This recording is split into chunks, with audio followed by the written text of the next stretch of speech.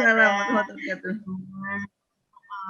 Panitia, berarti Ibu Dekan yang diwakili oleh Bu Wadek, kemudian Ibu Moderator, panitia mahasiswa, kemudian salam kenal juga untuk Pak narasumber, Pak Arwani, juga saya sampaikan salam sehat selalu, semangat selalu, walaupun di masa pandemi COVID ini kita tetap semangat untuk mencari ilmu, walaupun lewat daring. Ini saya lihat ini partisipannya banyak nih 147. Mungkin tadi secara pribadi saya sudah disampaikan CV-nya oleh Bu Nabit. Saya akan langsung masuk ke materi. Begitu ya Bu Moderator, izin untuk menyampaikan materinya. Mohon panitia saya minta bantuan di-share. Saya akan menyampaikan materi yang diminta oleh panitia kemarin berkaitan dengan pelayanan publik. Dalam katanya dengan perlunya transparansi, apa itu pelayanan publik, kemudian dan katanya dengan reformasi birokrasi sejauh mana ini dilakukan.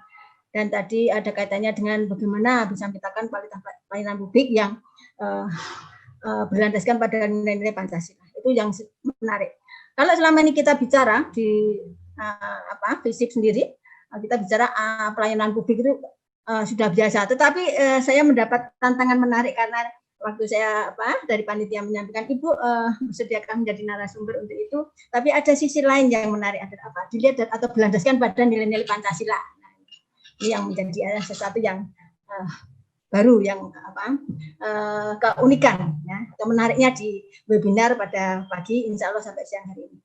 Saya mohon maaf kalau nanti tiba-tiba ini Bu Moderator, tiba-tiba nanti sinyalnya hilang karena ini saya ada di pegunungan, jadi mohon maaf, ini lagi liburan saya ada di pegunungan. Kalau tiba-tiba nanti hilang, tidak apa-apa, nanti saya ganti HP, saya cadangan HP begitu ya Bu Nabit.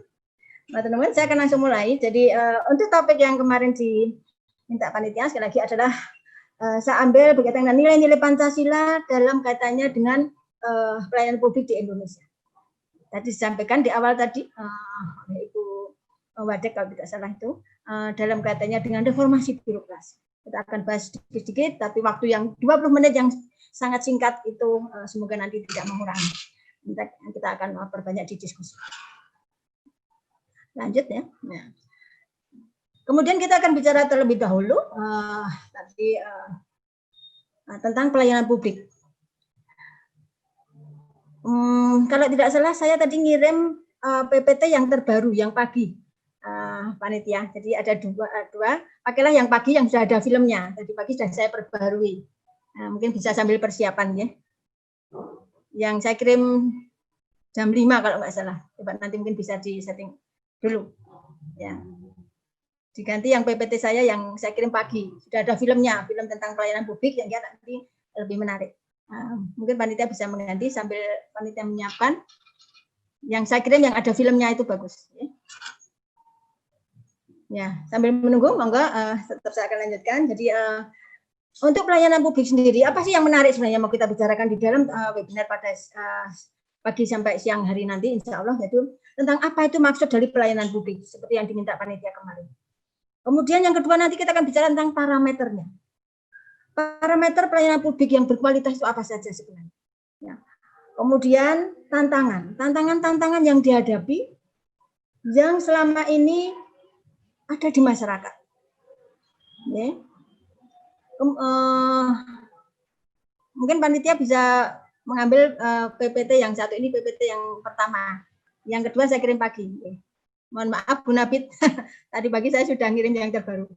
Ada filmnya biar lebih bagus ya. Ya, enggak apa-apa Ibu, bagus. Tapi enggak apa-apa sambil jalan. Kemudian tadi selain tantangannya kita juga akan bicara di sini ada pentingnya terselenggaranya transparansi dalam pelayanan publik.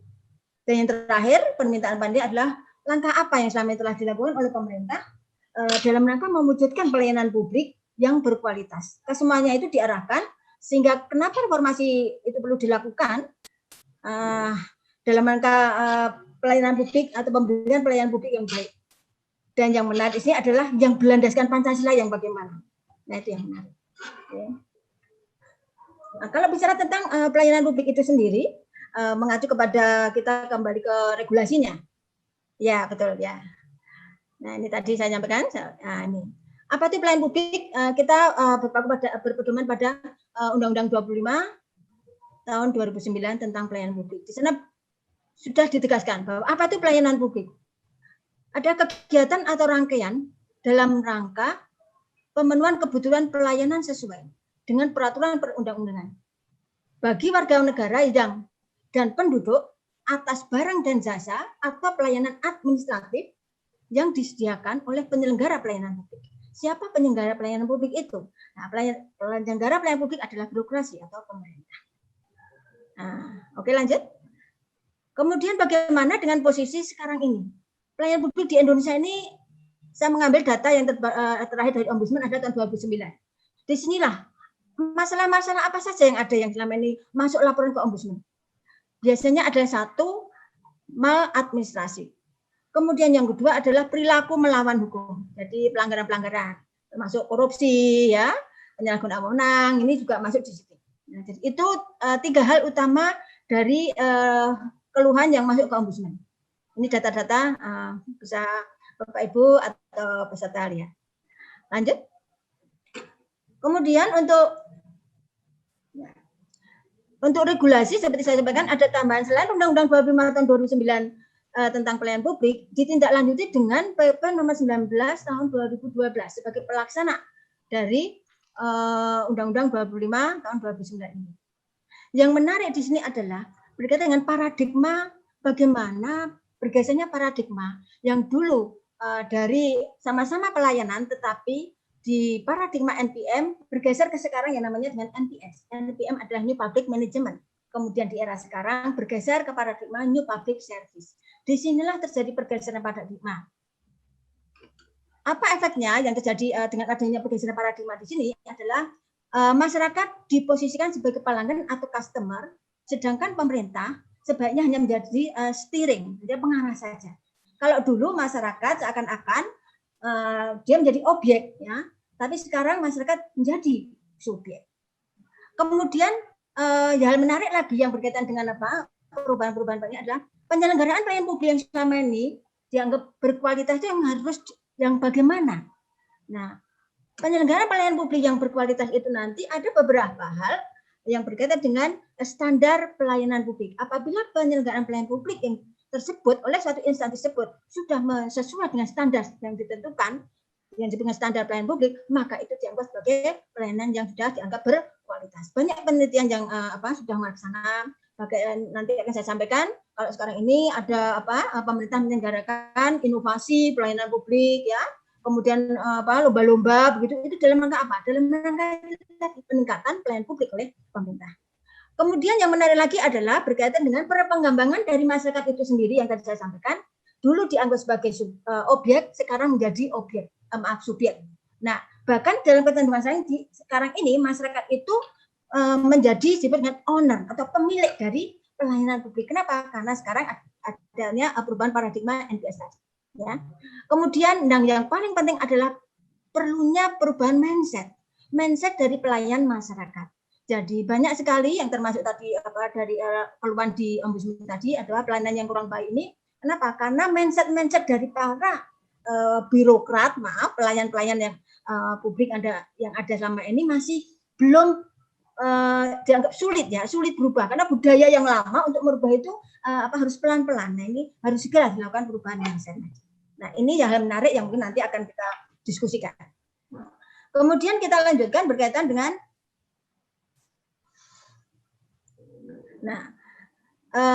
kenapa pelayanan publik itu perlu dan apa sih sebenarnya tujuannya? Untuk tujuannya secara standar ada 4 tujuan yang sesuai dengan regulasi yang ada. Pertama adalah memberikan batasan dan hubungan yang jelas terkait antara tanggung jawab, kewajiban, dan kewenangan dari setiap pihak dalam penyelenggaraan pelayanan publik. Jadi di sini antara pemberi pelayanan dan pengguna pelayanan. Di situ ada batasan-batasan. Itu tujuannya. Sehingga nanti akan terbentuk pelayanan publik yang kita bisa katakan yang berkualitas tadi. Kemudian untuk mewujudkan pelayanan publik yang berasaskan pada pemerintahan dan korporasi yang baik. Di antara siapa? Di antara kedua tadi, antara pengguna dan pemberi pelayanan. Kemudian tujuan yang ketiga adalah terpenuhinya pelayanan publik yang sesuai dengan peraturan perundang-undangan. Ya, tadi sesuai dengan Undang-Undang 25 tadi, nomor 25 2009 tadi, yang nanti akan kita masuk ke standar pelayanan tadi. Kemudian yang keempat tujuannya adalah memberikan perlindungan dan kepastian hukum kepada masyarakat dalam apa? Dalam hal pemberian pelayanan dari para pemberi pelayanan. Itu maksud ada apa yang dilakukan pelayanan publik, tujuan dilakukan pelayanan publik. Ya. Kemudian bagaimana pelayanan publik yang berkualitas? Di Undang-Undang yang nomor 25 2009 itu kemudian ditindaklanjuti dengan PP ya. Kemudian bagaimana pelayanan publik yang baik itu, yang berkualitas? Ada beberapa parameter di dalam kualitas pelayanan publik. Ada 14 dalam undang-undang ini adalah yang pertama adalah pelayanan publik itu harus dasar hukum yang jelas. Mau dasar hukum yang jelas. Nah, jelas kan semuanya sudah ada undang-undangnya, sudah ada PP-nya dan ditindaklanjuti sampai di tingkat bawah. Kemudian persyaratan-persyaratannya ya. Dalam pemberian pelayanan publik itu berbagai macam. Pelayanan publik itu macam-macam.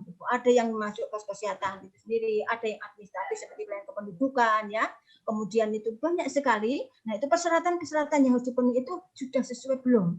Ya, bagaimana? Kalau misalnya Bapak Ibu itu mengurus KTP ya, Bapak Ibu mengurus surat akta kelahiran, Bapak Ibu mengurus SIM, Bapak Ibu mengurus IMB dan seterusnya demikian. Nah, itu semua harus sudah ada syarat-syarat yang jelas.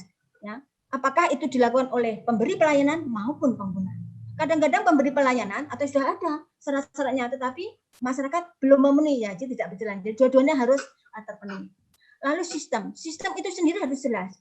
Bagaimana sistem itu berjalan dalam pemberian pelayanan itu? Nah, kalau sekarang sudah semuanya sudah mulai menggunakan elektronik begitu ya, pelayanan semuanya elektronik, kita tidak perlu datang secara fisik ya, kita bisa melalui online ya. Nah, itu sistemnya harus jelas juga. Jangka waktu kalau membuat KTP itu harus jelas SOP-nya berapa hari. Kalau membuat IMB SOP-nya berapa hari. Nah, ini ya, kalau itu sudah sesuai dengan standar ditentukan, berarti pelayanan tersebut dianggap punya kualitas yang baik.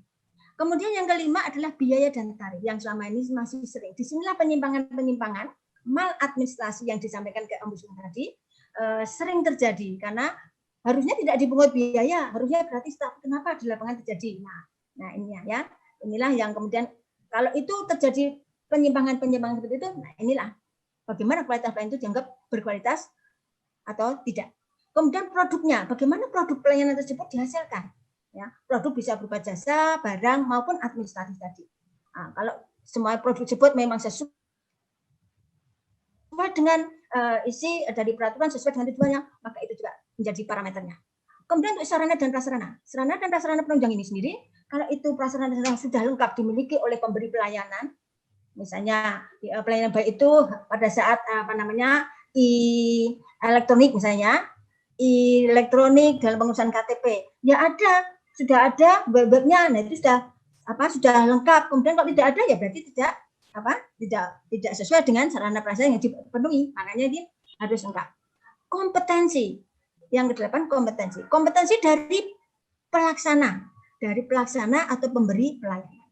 Nah ini juga di lapangan masih banyak sekali yang ketidaksesuaian. Tetapi selama ini juga banyak sudah disikapi walaupun masih bertahap. Jadi mereka pemberi pelayanan begitu sudah mulai memberikan pelatihan kepada pelaksana supaya apa? Supaya memenuhi standar atau parameter dari kualitas pelayanan. Kemudian pengawasan. Untuk pengawasan itu sendiri bisa dilakukan internal maupun eksternal. Yang internal adalah oleh pimpinan langsung. Ya, dulu pernah pada saat pengurusan SIM banyak calo, banyak orang dalam yang main begitu ya. Nah ini bagaimana pengawasan di dalam dulu? Ya. Kalau ini juga bagaimana oleh masyarakat? Kita sebagai masyarakat juga bisa melakukan pengawasan eksternal ya, yang kita bisa laporkan gitu.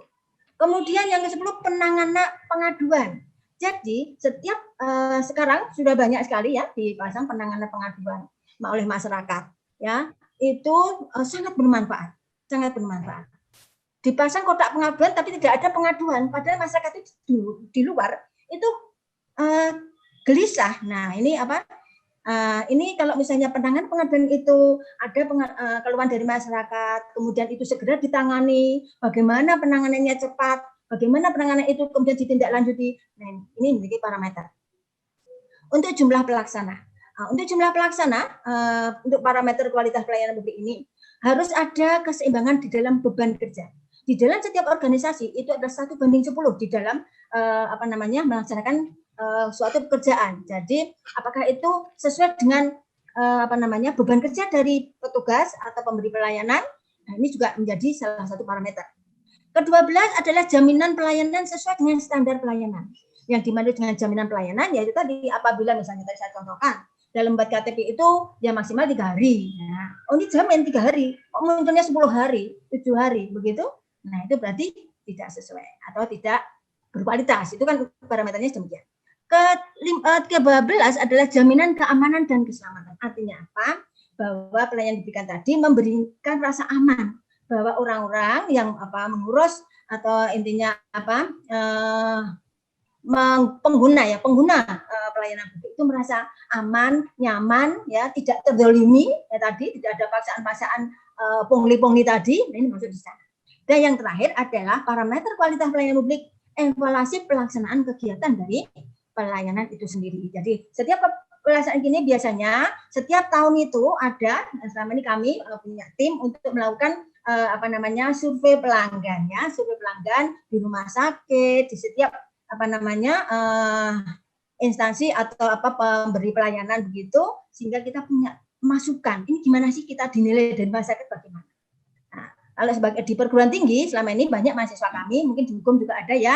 Nah, itu mereka banyak tertarik meneliti tentang topik-topik pelayanan publik, sampai ada yang mau kuantitatif boleh, mau kualitatif boleh, dengan variasinya. Dan hasilnya juga sangat bermanfaat itu untuk menilai bagaimana suatu instansi pemerintah memberikan pelayanan. Oke, lanjut. Nah, kemudian berkaitan dengan tantangan yang dihadapi. Panitia kemarin pesan, Bu, ini mohon semuanya ini nanti bisa disampaikan. Oke, ya secara singkat-singkat saya berikan. Tantangan yang dihadapi sekarang bagaimana? Ada 2 hal yang utama. Siapa sebenarnya yang berperan? Pemberi layanan, yaitu birokrasi, dan kedua adalah pengguna pelayanan atau masyarakat. Keduanya harus klop. Artinya apa? Apabila pemberi pelayanan punya komitmen untuk bebas korupsi, pengguna pelayanan atau masyarakat juga harus komitmen, ya. Pemberi pelayanan komitmen, masyarakat tidak komit, ya. Kok kalau mengurus tanpa amplop di bawah itu kok lama begitu, ya. Sehingga tetap melakukan. Nah, ini jadi tantangan yang dihadapi ke depan adalah berkaitan dengan bagaimana kita punya komitmen dari pemberi pelayanan itu sendiri ataupun dari pengguna layanan atau masyarakat. Nah, selama ini juga perlu kita ketahui di masyarakat yang kita mungkin masih banyaknya terjadi banyak image ya dari masyarakat sendiri, ya, bahwa pelayanan kita berikan oleh pemerintah atau pemberi pelayanan dari dimanapun, ya, banyak Anda lihat bisa di rumah sakit, bisa di tempat-tempat pelayanan tertentu, tapi yang paling banyak mungkin yang keluhan saya kalau meneliti anak-anak mahasiswa itu di rumah sakit itu, ya, prosedurnya berbelit-belit, lambat, dianggap mahal. Kalau sekarang sudah mulai murah kan ada BPJS, ya. Ya, kemudian melelahkan. Tetapi itu kan sesuai dengan harus ada sesuai regulasinya. Sebenarnya itu kan aturannya seperti itu. Tetapi itu image masyarakat bahwa itu dianggap sesuatu yang menyulitkan. Nah, kecenderungan seperti itulah yang kemudian perlu dilakukan yang tadi reformasi ke arah mana yang dalam pelayanan itu tadi bisa kemudian antara pemberi layanan dan pengguna layanan sama-sama merasa nyaman, ya. Jadi tantangannya ya untuk dua-duanya harus sama-sama komit. Nanti kita akan diskusi lebih lanjut di belakang. Kemudian saya lanjutkan kenapa pentingnya transparansi dalam pelayanan publik. Nah, di dalam pelayanan publik kenapa perlu transparan? Ya. Di lapangan banyak sekali hasil penelitian mahasiswa juga yang kemudian saya bimbing begitu. Transparansi pelayanan publik memang sekarang ke arah yang lebih baik dibanding di tahun-tahun sebelumnya. Kenapa? Karena sekarang ada tadi pengawasan internal, eksternal maupun sekarang jangan main lagi dengan adanya KPK itu membuka aduan-aduan itulah sehingga mereka masyarakat bisa ya menyampaikan laporan-laporan itu. Nah, itu bisa masuk pesantren itu ya istilahnya, ya. Nah, itu harus hati-hati. Nah, selama ini ada di masyarakat juga selain tadi yang saya sampaikan adalah adanya ketidakpastian pelayanan ini menjadi hal-hal yang menjadi di masyarakat, pungli, ya, kemudian adanya pengabaian hak dan martabat dari warga atau masyarakat, kemudian tindakan dan perilaku birokrasi publik yang tidak sopan, kemudian mereka tidak ramah, diskriminatif, sistem pelayanannya yang belum transparan, yang tadi ya berbelit dan tidak menjamin adanya kepastian baik waktu maupun biaya. Nah, gejala-gejala inilah kemudian harus diperbaiki dengan apa? Dengan perlunya adanya transparansi pelayanan yang kesemuanya itu kenapa harus dilakukan? Nah, ini pentingnya. Keterbukaan pelayanan tadi atau transparansi ini sangat penting dalam rangka apa? Dalam rangka mencapai keberhasilan adanya pada efektivitas dari otonomi daerah yang selama ini dijalankan. Ya, setiap daerah kan diberikan otonomi daerah ya. Kemudian ini dalam rangka apa? Persaingan global. Jadi transparansi dalam memberikan pelayanan itu sudah diarahkan. Oh, bagaimana pelaksanaan dari kegiatan pemerintahan khususnya pelayanan publik itu baik apa tidak? Parameternya bagaimana? Nah, ini bagaimana itu diketahui apabila pemerintah itu transparan. Sekarang sudah banyak tahu web dibuka itu dengan adanya keterbukaan informasi publik itu memang ada beberapa yang tidak bisa dibuka 100%, yang sifatnya rahasia memang tertutup, tapi yang perlu disampaikan masyarakat itu akan disampaikan masyarakat. Itulah ya. Untuk apa? Masyarakat akan menilai bagaimana efektivitas kinerja dari pemerintah itu sendiri. Selain itu, transparansi ini juga sebagai salah satu syarat untuk melihat apakah pemerintah itu melakukan pemerintahan yang baik atau disebut dengan good governance. Ya, good governance saya kira sudah nggak asing lagi di telinga kita ya. Jadi pemerintahan yang baik, ya. Di mana ada beberapa hal di sana prinsip-prinsip dalam good governance gitu, ya. Kemudian yang ketiga, pelaksanaan transparansi dalam penyelenggaraan publik itu dapat meningkatkan kinerja pelayanan publik itu sendiri. Ya. Jadi kalau misalnya seperti saya sampaikan setiap tahun itu ada penilaian atau evaluasi terhadap kualitas pelayanan publik dari suatu instansi ya pelayanan atau organisasi pelayanan begitu, itu untuk apa? Untuk meningkatkan kinerja mereka ke depan. Kalau misalnya sekarang nilainya itu merah, ya besok dinaikkan, syukur bisa langsung hijau. Ya. Atau kalau kuning ya semuanya sudah naik, tapi harapannya semuanya ada ke hijau. Hijau artinya sudah baik. Kemudian yang penting lagi adalah transparansi ini menghendaki dimulai dari transparansi ini di dalam pelayanan publik itu kita hanya mengacu pada implementasi atau pelaksanaan. Padahal di dalam pelayanan publik itu harus transparansi pelayanan publik itu harus dimulai dari perencanaan sampai evaluasi. Jadi kenapa itu dilakukan? Bagaimana perencanaan dalam pembuatan standar pelayanan itu? Bagaimana masyarakat dilibatkan? Itu termasuk dalam perencanaan untuk perumusan suatu kebijakan. Bagaimana evaluasinya? Ya tadi masyarakat memberikan pengaduan terhadap hasil atau kinerja dari organisasi atau pemberi pelayanan. Nah, jadi kenapa transparansi itu penting dalam pelayanan? Selanjutkan, Mas. Ya. Dalam kaitannya dengan pelayanan publik yang berkualitas ini, yang sesuai dengan topik yang diminta, untuk melakukan reformasi yang berlandas ke Pancasila, ini semua itu harapannya apa ke depan? Ada 6 poin yang bisa saya sampaikan di sini. Ya, 1, mengurangi dan akhirnya menghilangkan setiap penyalahgunaan kewenangan, korupsi, gitu ya. Kemudian menjadikan negara kita itu memiliki yang disebut dengan most improved bureaucracy. Kemudian meningkatkan mutu pelayanan kepada masyarakat itu sendiri, meningkatkan mutu perumusan dan pelayanan. Bu Yuni, ada gangguan sebenarnya ya? Semua tugas dari organisasi pemberi pelayanan. Dan yang keenam, menjadikan birokrasi kita adalah birokrasi yang antisipatif, yang proaktif dan efektif di dalam menghadapi masa globalisasi seperti ini dan dinamika perubahan lingkungan yang begitu cepat. Ya, pandemi ini kan tidak kita harapkan ya, tidak diharapkan. Tetapi bagaimana? Itu harus mau tidak mau, suka nggak suka kita harus menerima. Bagaimana kita menyikapinya? Ya, bagaimana kita berdamai ya? Kata Pak Presiden, berdamai. Ya, yang penting bagaimana protokol kesehatan kita kita tetap patuhi sehingga COVID ini bisa semoga pelan-pelan ya bisa segera pergi. Lanjut. Ya. Dalam kaitannya dengan reformasi birokrasi. Dalam kaitannya dengan reformasi birokrasi, ini kemarin belum lama, bulan kemarin kami melakukan dengan Pak Cahyo ini webinar juga, mengundang beliau yang menyampaikan bahwa pemangkasan ada 18 ya, ada 18 lembaga yang akan dipangkas ya, dan itu memang akan dilakukan. Targetnya Pak Presiden memang besok Desember 2020 ini harus selesai. Nah, itu untuk apa? Dalam kaitannya dengan meningkatkan pelayanan publik. Kenapa demikian? Karena banyak lembaga-lembaga yang dianggap satu sudah tidak efektif, tidak efisien, pemborosan, ya tidak dianggap tidak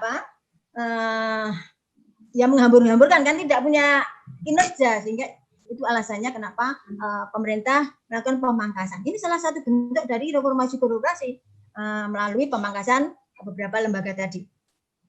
Kemudian dalam kaitannya dengan reformasi birokrasi juga ini sekarang hampir semua kabupaten kota, lembaga demikian gitu juga melakukan menyandatangani semacam fakta integritas, ya. Fakta integritas ya, seperti di kepolisian itu juga ada. Kemarin tahun kemarin itu sebelumnya sampai sekarang itu masih berjalan terus ya, bahwa semua pejabat itu harus menandatangani dengan fakta integritas ya. Artinya apa? Intinya yaitu tadi tidak menyalahgunakan wewenang, tidak korupsi ya, dan sejenisnya. Nah, kemudian dalam kaitannya dengan grand design reformasi birokrasi tahun 2010 sampai 2025, kita masih 5 tahun lagi ya. Reformasi birokrasi ini makna sebagai apa sih sebenarnya? Sebagai suatu bentuk perubahan besar dari paradigma kita yang selama ini, khususnya dalam tata kelola pemerintahan di Indonesia. Selain itu, juga bermakna untuk apa?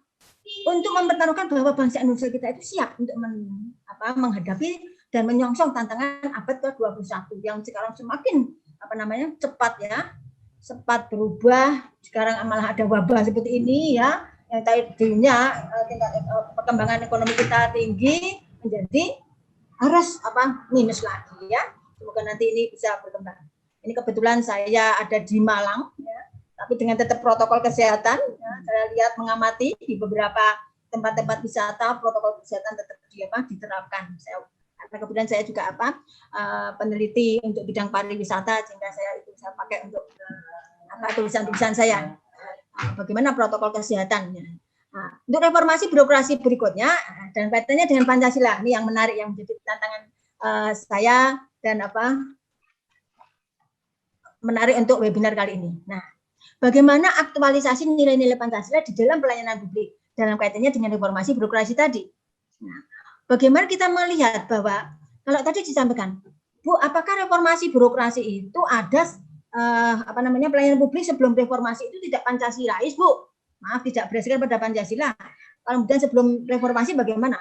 Ya sebenarnya yang dulu itu ya sudah, cuma setelah di push ya, itu yang kemudian nilai-nilai Pancasila itu sebenarnya sudah ada di dalamnya, cuma mungkin belum tersirat. Tapi kita lihat sekarang. Bagaimana kita melihat bahwa aktualisasi nilai-nilai Pancasila di dalam pelayanan publik itu ada. Coba kita lihat ini. Sila pertama di dalam Pancasila di sini, kita akan lihat pedoman bagi seorang ASN ya dan pegawai pemerintah lainnya di dalam pemberian pelayanan publik perlu menghindari adanya diskriminasi terhadap agama atau kepercayaan. Artinya apa? Pada saat masyarakat mengurus, nggak akan dimasalahkan Anda agamanya A, Anda agamanya B. Nah, jadi tidak ada diskriminasi. Itu yang dimaksud dengan ini loh sebenarnya sudah secara langsung dan tidak langsung sebenarnya sudah dilaksanakan. Untuk sila kedua, kemanusiaan. Kita lihat bahwa setiap aparatur negara tersebut akan menempatkan masyarakat pengguna layanan itu layaknya dan dimanusiakan, jadi humanis ya. Tetapi mungkin masih di lapangan masih ada kali karena ada maladministrasi, ada penyalahgunaan wewenang, itu ada namanya di lapangan. Tetapi secara prinsip, secara teori dan bagaimana nilai-nilai Pancasila itu diterapkan, itu sebenarnya sudah dilandasi dengan nilai yang kedua. Bagaimana nilai ketiga itu dipakai? Kita lihat di sini bahwa sesuai dengan paradigma NPS tadi yang saya sampaikan, ya, bahwa nilai sila persatuan Indonesia itu diinternalisasikan ke dalam sendi pelayanan publik sesuai dengan NPS tadi, di mana kesemuanya itu pelayanan yang diberikan adalah citizen service citizen, artinya kepada masyarakat. Tadi saya sampaikan bahwa masyarakat tidak lagi sebagai objek, tetapi menjadi subjek, malah owner. Ya. Kemudian yang berikutnya adalah sila keempat. Nah, sila keempat di situ disampaikan, ya. Nah, pelayanan publik berdasarkan pemahaman sila ini kita lihat, apakah itu juga ada di dalam citizen charter di situ disampaikan bahwa kontrak pelayanan di dalam kualitas pelayanan yang baik parameter tadi ada kontrak pelayanan. dengan adanya kontrak pelayanan tersebut dirumuskan, ya, pada saat perumusan itu melibatkan masyarakat, ya. Nah, disitulah bahwa dari dalam pelayanan publik tadi sila keempat sudah masuk, ya. Kemudian sila kelima kita lihat terakhir di sini bahwa sila kelima ini juga sudah diinternalisasikan ke dalam seni yang mana? Kita lihat prinsip sila kelima adalah di dalam pelayanan publik maka diharapkan masyarakat mendapatkan keadilan dalam kaitannya dalam pemberian pelayanan yang mereka terima. Nah, jadi dalam kaitannya bahwa pelayanan publik yang selama dilakukan sebelum reformasi atau sesudah reformasi itu sebenarnya nilai-nilai itu sebenarnya sudah tersirat di dalamnya. Ya. Nah, oke, mungkin sedikit ada tambahan. Coba yang itu, Mas. Sebenarnya mohon maaf Bu Yuni, ini waktunya sudah habis ya? Habis, ya? Ya, lewat 2 menit. Ya, baik. Pas ya Bu, malahan. Pas. Ya, saya kira mungkin itu yang bisa saya sampaikan. Semoga nanti kita diskusinya juga lebih rame. Padahal ada film yang mau Twitter, tapi nggak apa-apa. Buat penasaran saja ya, kapan-kapan kita bisa. Terima kasih Bu moderator. Baik, Bu Yuni.